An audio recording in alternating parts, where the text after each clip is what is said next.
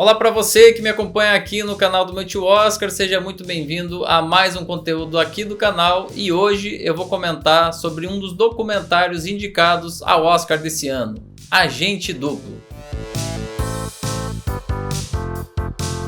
Pessoal, esses vídeos aqui são uma experiência aqui do canal para a gente abordar alguns filmes que são bem bacanas, mas que não estão indicados na categoria principal, de melhor filme. Se vocês gostarem desse formato de vídeo, deixem aqui nos comentários que a gente continua, mesmo depois agora da temporada de premiações, para falar ao longo do ano de outros filmes nessa condição, combinado? Gente, nos últimos anos vocês se lembram bem, né? Vários cineastas latinos acabaram sendo lembrados pela academia, indicados em categorias importantíssimas, inclusive melhor direção, né? A gente teve aí os Três Amigos vencendo o Oscar de direção. Mas esse ano, apesar de toda a diversidade do Oscar, a gente não teve praticamente nenhum nome latino-americano nos filmes, né? Indicado aí nos principais títulos do ano.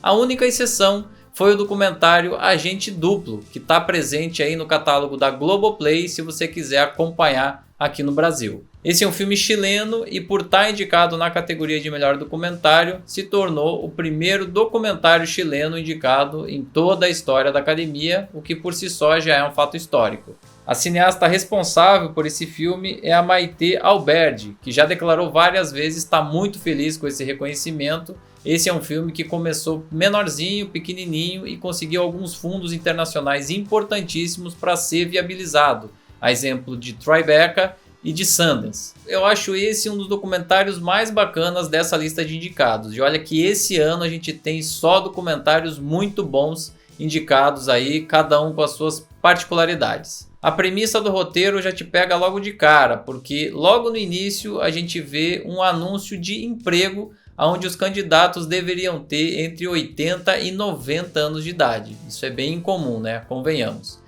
E aí esse anúncio é colocado em circulação em jornais e alguns candidatos aparecem. Entre eles o protagonista do filme, que é o Sérgio. Ele vai então a essa entrevista de emprego e acaba recebendo as instruções. Ele precisaria ser um investigador infiltrado em um lar de idosos para ver se todos ali estavam sendo tratados corretamente. Eu confesso que esse filme ele começa e termina com tons absolutamente diferentes. Então nesse início a gente tem uma pegada mais descontraída, né? O Sérgio ele tem inclusive problemas para se adaptar à tecnologia, a manusear um aparelho de smartphone ali, ele não sabe tirar fotos, mandar áudio por WhatsApp, essas coisas básicas. E a gente dá risada de tudo isso.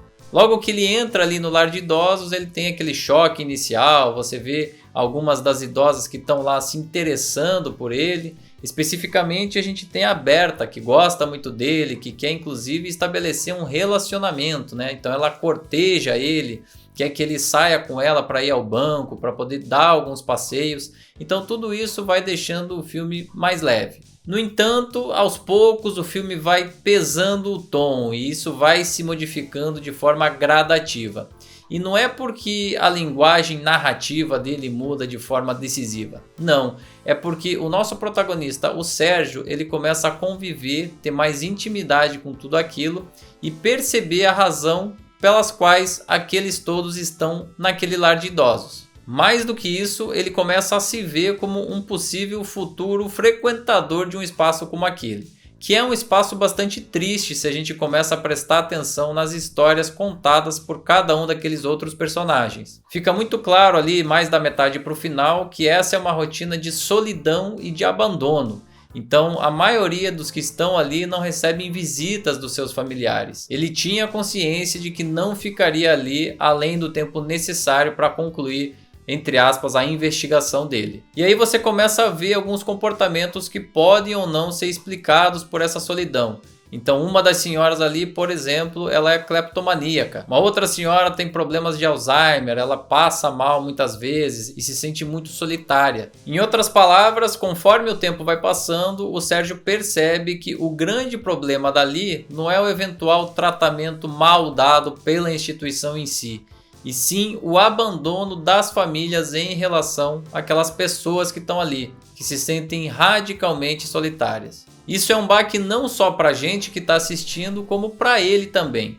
Então você vê que no final ele inclusive perde a paciência, perde a compostura e os relatórios que ele manda diariamente começam a ter um tom até certo ponto agressivo com quem tinha, entre aspas, contratado ele e que esperava esses relatórios diariamente. No fundo, ele acaba percebendo que as pessoas que estão naquele asilo só têm duas saídas: ou para o hospital, quando elas têm algum problema grave de saúde, ou para o cemitério, quando elas acabam falecendo.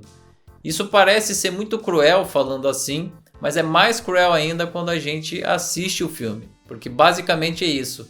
Com exceção da Berta, que pode sair para ir ao banco, nenhum outro idoso é permitido a sair, a dar uma volta pela rua, né? Todo mundo ali tem medo que eles fujam.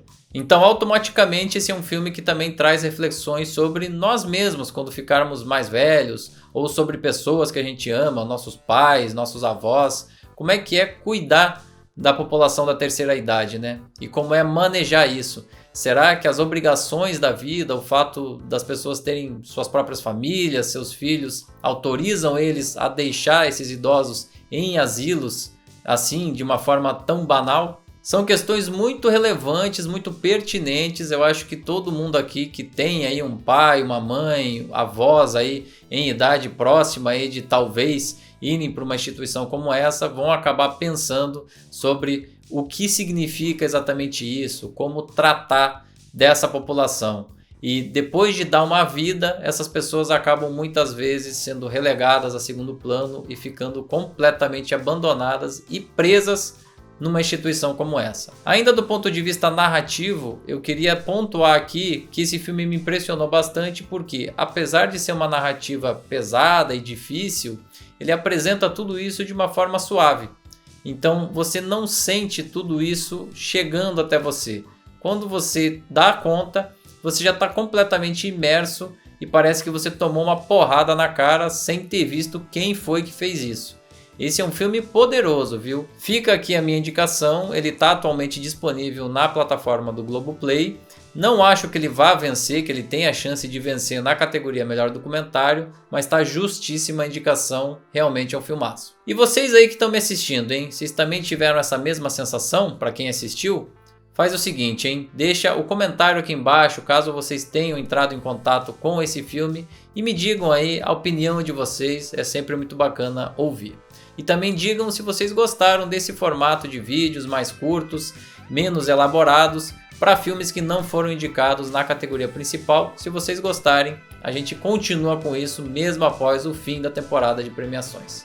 Enquanto isso, deixe o seu like, compartilhe esse vídeo, se inscreva no canal e ative as notificações no sininho.